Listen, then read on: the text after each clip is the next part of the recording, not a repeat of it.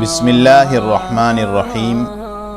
روح کی بیماریاں اور ان کا علاج، سبق نمبر 23، 8واں باب، غیبت اور بدگمانی۔ یہ بیماری بھی نہایت عام ہو رہی ہے اور اکثر صلحاء میں بھی غیبت کا یہ سلسلہ چل پڑا ہے۔ ہر ایک دوسرے پر تنقید اور اپنی فوقیت کا سکہ اپنے ساتھیوں پر بٹھانے کی کوشش کرتا ہے۔ اس طرح بدگمانی کی بیماری بھی عام ہو رہی ہے اور تمام جھگڑوں کی بنیاد اور قلب کی تشویش اور پریشانی کا سبب عموماً غیبت اور بدگمانی ہے۔ ہر بدگمانی پر قیامت کے دن شرعی دلیل کا مواخذہ ہوگا اور حسن ظن پر بغیر دلیل کے اجر عطا فرمایا جاوے گا۔ پس نہایت نادانی ہے کہ بغیر دلیل کے مفت ثواب نہ حاصل کرے اور بدگمانی پر دلیل کے مواخذے میں خود کو گرفتار کرا دے۔ حق تعالیٰ نے دونوں بیماریوں کو قرآن پاک میں بیان فرمایا اور بندوں کو اس سے بچنے کا حکم فرمایا، اور حدیث پاک میں بھی غیبت کو زنا سے سخت تر گناہ فرمایا ہے اور بدگمانی کو سب سے زیادہ جھوٹی بات فرمایا ہے۔ حضرت مرشدنا شاہ ابرار الحق صاحب دامت برکاتہم نے فرمایا کہ اب میں بیعت کرتے وقت غیبت، بدگمانی اور بدنگاہی نہ کرنے اور قرآن پاک کے حروف کی صحت کے ساتھ ادائیگی کی مشق کرنے کا عہد لیتا ہوں، اور ہردوئی سے مطبوعہ پرچہ بھی اس سلسلے میں شائع فرمایا، جس کی نقل یہاں پر تحریر کرتا ہوں۔ اصلاح الغیبہ یعنی غیبت کے نقصانات اور اس کا علاج، مرتبہ مرشدی و مولائی حضرت مولانا الحاج شاہ ابرار الحق صاحب مد ظلہم العالی، ناظم مجلس دعوت الحق ہردوئی۔ آج کل غیبت کا بہت زور ہے، حالانکہ یہ ایسی بری عادت ہے جس سے دنیا و دین دونوں کی رسوائی اور خرابی کا قوی اندیشہ ہے۔ اس لیے بعض احباب کی خواہش پر مختصر طور پر اس کے کچھ نقصانات اور اس کا علاج بزرگوں کی کتب و ارشادات سے مرتب کر کے شائع کیا جا رہا ہے۔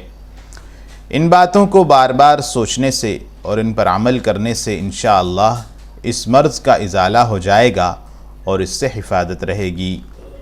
نمبر 1، غیبت کا ضرر اور نقصان یہ ہے کہ اس سے افتراق یعنی جدائی پیدا ہوتی ہے، اور افتراق سے مقدمہ بازی، لڑائی جھگڑے سب کچھ ہوتے ہیں، اور اتفاق کے اندر جو مصالح اور منافع ہوتے ہیں افتراق کی صورت میں ان سے محرومی ہو جاتی ہے۔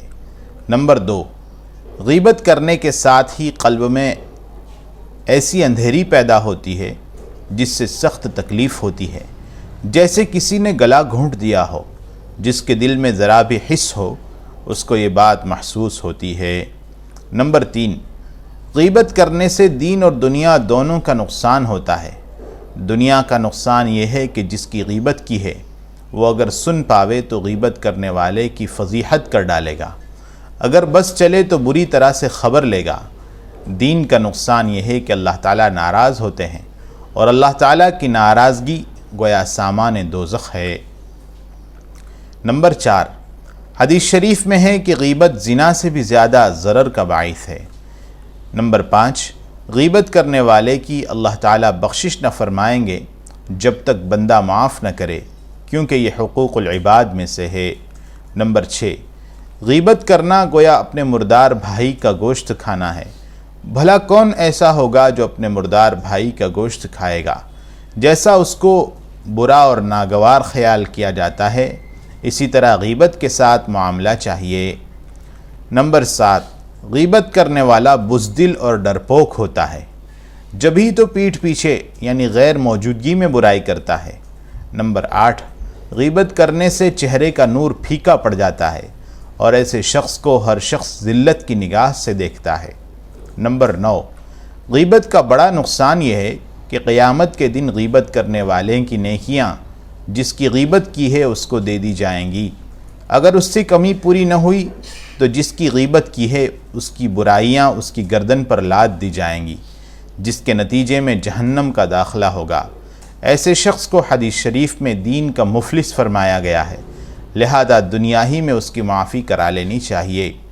نمبر 10، غیبت کا عملی علاج بھی کرنا چاہیے، وہ یہ ہے کہ جب کوئی غیبت کرے اور منع کرنے پر قدرت ہو تو منع کر دے، ورنہ وہاں سے خود اٹھ جانا ضروری ہے، اور اس کی دل شکنی کا خیال نہ کرے، کیونکہ دوسرے کی دل شکنی سے اپنی دین شکنی یعنی دین کو نقصان پہنچانا زیادہ قابل احتراز ہے۔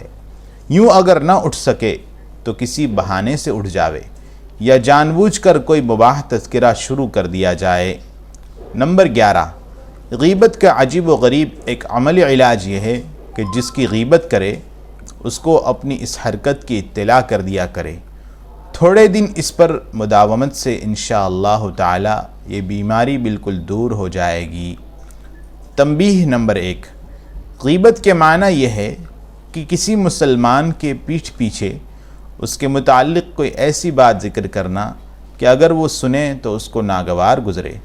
مثلا کسی کو بیوقوف یا کم عقل کہنا، یا کسی کے حسب و نسب میں نقص نکالنا، یا کسی شخص کی کسی حرکت یا مکان یا مویشی یا لباس، غرض جس چیز سے بھی اس کا تعلق ہو اس کا کوئی عیب ایسا بیان کرنا جس کا سننا اسے ناگوار گزرے، خواہ زبان سے ظاہر کی جائے یا رمز اور کنایے سے، یا ہاتھ اور آنکھ کے اشارے سے، یا نقل اتاری جائے، یہ سب غیبت میں داخل ہے۔ نمبر 12، نفع کامل کے لیے ان باتوں کے ساتھ ساتھ کسی کامل مصلح سے اصلاحی تعلق بھی ضروری ہے، تاکہ اگر ان تدابیر کا اثر ظاہر نہ ہو تو ان سے رجوع کیا جا سکے۔ واللہ اعلم۔ تنبیہ نمبر 2، بعض صورتوں میں غیبت جائز ہے، مثلا جہاں کسی شخص کی حالت چھپانے سے دین کا یا دوسرے مسلمانوں کا نقصان ہونے کا غالب گمان ہو تو وہاں اس کی حالت ظاہر کر دینا چاہیے۔ یہ منع نہیں ہے، یہ خیر خواہی اور نصیحت میں داخل ہے۔ البتہ یہ ضروری ہے کہ جس کی غیبت کرنا چاہیں پہلے اس کے حالات لکھ کر عالم با عمل سے پوچھ لیں، اس کے فتوے کے بعد اس پر عمل کریں۔ اگر دینی ضرورت نہیں ہے بلکہ محض نفسانیت ہی نفسانیت ہے تو ایسی صورت میں واقعی حالت بیان کرنا غیبت حرام میں داخل ہے، اور بغیر تحقیق کے کسی کا عیب بیان کرنا تو بہتان ہے۔ تنبیہ نمبر 3، اگر شیخ کی مجلس میں بھی غیبت ہونے لگے تو فوراً اٹھ جانا چاہیے۔ جیسے بارش عمدہ چیز ہے، اس میں نہانا مفید ہے، مگر اولے پڑنے لگیں تو بھاگنا ہی چاہیے۔ ارشاد حضرت مرشدنا مولانا شاہ ابرار الحق صاحب دامت برکاتہم، جو حضرات باضابطہ اصلاح نفس کا تعلق کسی بزرگ سے نہیں رکھتے ہیں لیکن اہل اللہ سے مانوس ہیں اور محبت رکھتے ہیں اور ان کی مجالس میں آنا جانا رکھتے ہیں، تو ایسے حضرات کو ان معمولات کو شروع کر دینا چاہیے۔ نمبر 1، ایک تسبیح لا الہ الا اللہ۔ نمبر 2، ایک تسبیح اللہ اللہ یعنی ذکر اسم ذات۔ نمبر 3، ایک تسبیح درود شریف۔ ان معمولات کی برکات و انوار سے ان کے قلوب کو حق تعالیٰ کی طرف توجہ اور تعلق میں اضافہ اور ترقی محسوس ہوگی، اور انشاءاللہ تعالی پھر وہ باضابطہ اصلاح کی فکر محسوس کرنے لگیں گے۔ یہ اکثیر نسخہ ہے اور حق تعالیٰ نے ہمارے قلب میں یہ بات ڈالی ہے۔ الحمدللہ یہ کتاب مکمل ہو گئی، اور اختتام پر حضرت مرشدنا شاہ ابرار الحق صاحب دامت برکاتہم کا اصلاح امت کے لیے عجیب التاثیر اور آسان نسخہ بھی عام افادیت کی نیت سے منسلک کر دیا گیا ہے۔ حق تعالیٰ اپنی رحمت سے قبول اور نافع فرمائیں، آمین۔